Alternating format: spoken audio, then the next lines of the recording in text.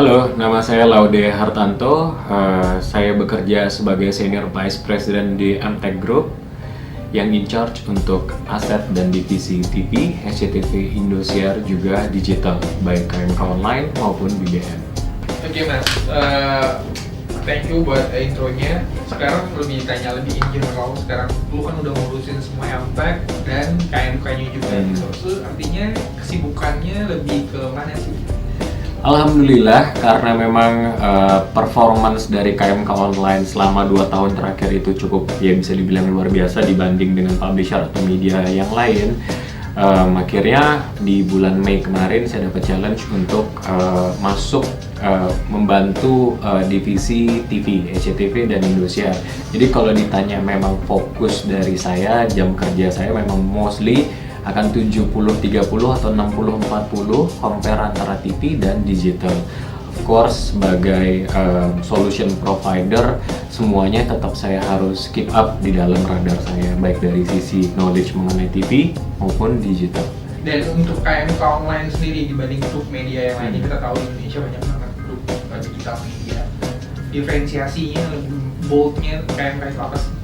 Nomor satu adalah faktor diferensiasinya sinergi antar grup. Jadi kalau dilihat dari portfolio KMK Online yang berada di bawah MTech sendiri merupakan media group yang paling lengkap dari berbagai macam vertikal, mulai dari yang news, entertainment, showbiz, otomotif, e-commerce, travel, daily deals bisa disebut juga, terus ditambah lagi dengan video platform video.com gitu. Jadi memang semuanya sudah terintegrasi dalam satu platform. Jadi kasarnya advertiser, kita berusaha mentapin semua kebutuhan yang diinginkan oleh advertiser dengan solution yang udah ada dalam portfolio kita sendiri. Ditambah lagi memang kita banyak kerjasama dalam bentuk joint venture dengan beberapa media company yang lain ada di Indonesia.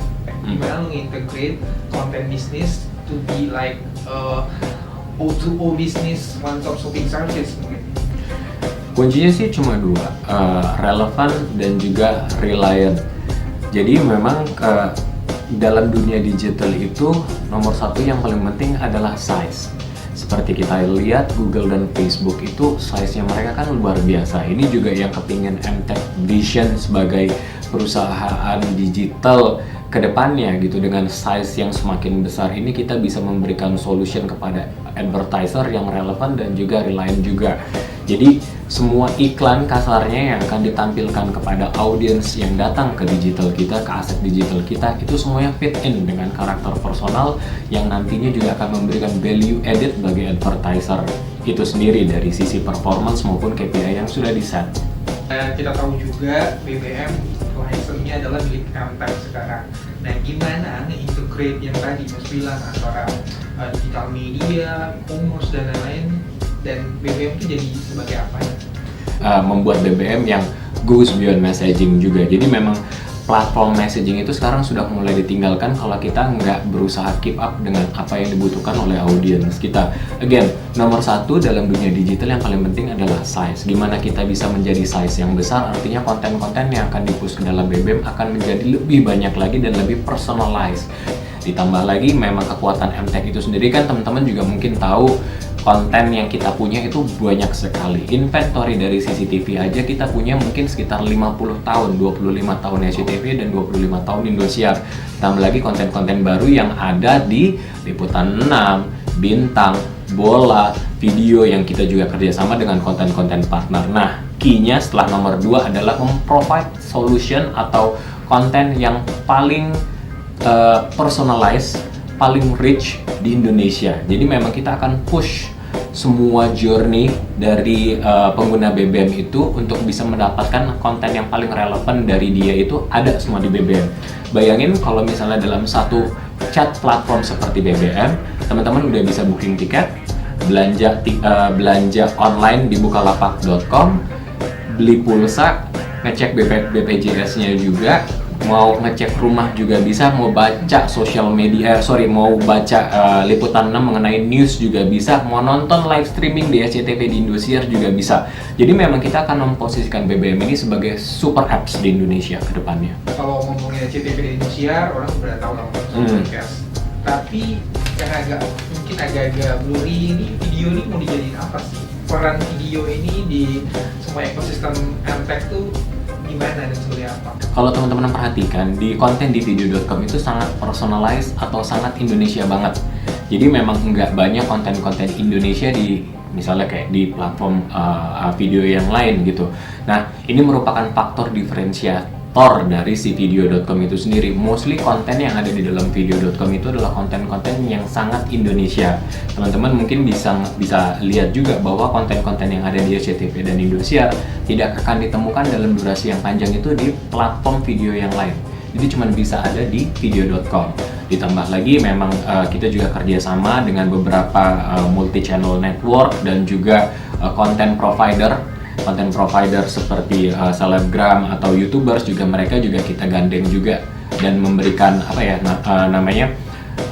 update-update terbaru dari konten-konten mereka yang dipush juga di video.com. Dari semua story tentang ekosistem Amtech dan KMK tadi, ada nggak plan jangka pendek yang bisa di-share? Mungkin you launch new feature, new product, atau something like that? Nomor satu sebenarnya yang udah kedengaran dari kemarin-kemarin adalah payment gateway. Semua pembayaran atau transaksi nanti akan di backup dengan payment gateway tersebut. Saat ini memang semuanya masih scatter, terpisah antara satu dan yang lainnya, tapi semua nanti akan terintegrasi dalam satu payment gateway.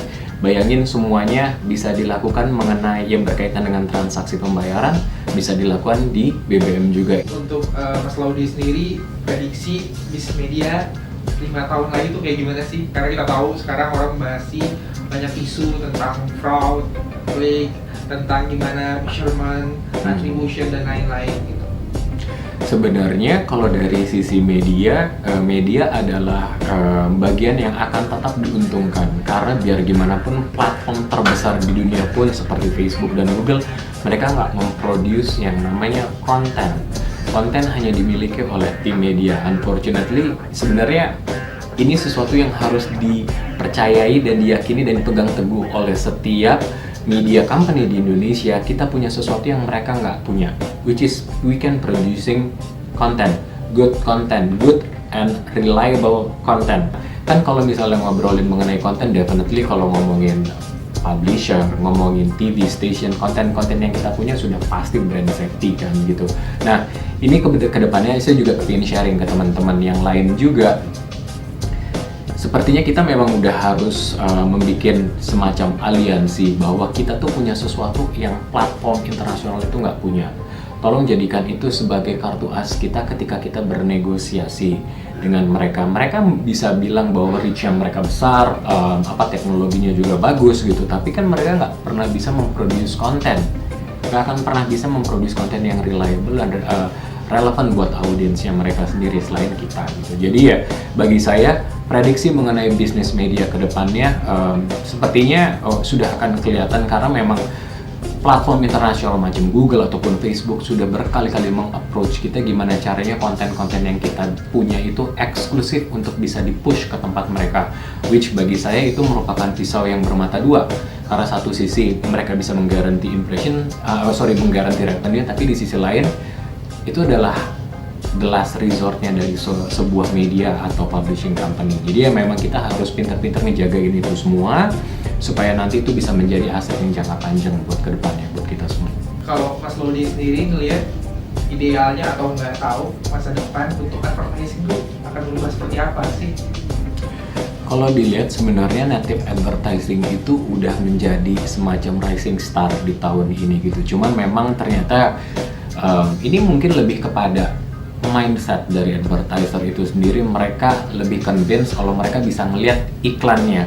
Nah, mungkin juga ini juga nggak terjadi hanya di KMK online gitu, tapi juga di publishing media yang lain, bahwa ad unit yang sifatnya ngeblok dalam running dalam waktu duration di desktop maupun di mobile itu jauh lebih favorable buat mereka. Padahal kalau dari sisi user experience, bagi user itu merupakan konten yang mengganggu, konten dalam arti kata bentuk advertising yang mengganggu. Makanya kedepannya sebenarnya saya lebih setuju konten-konten yang disebut dengan native, yang disebut lagi dengan seamless. Itu jadi memang kedepannya ya konten yang sifatnya native, relevan dan juga reliant juga memang itu akan menjadi sesuatu yang besar buat advertising industry di Indonesia.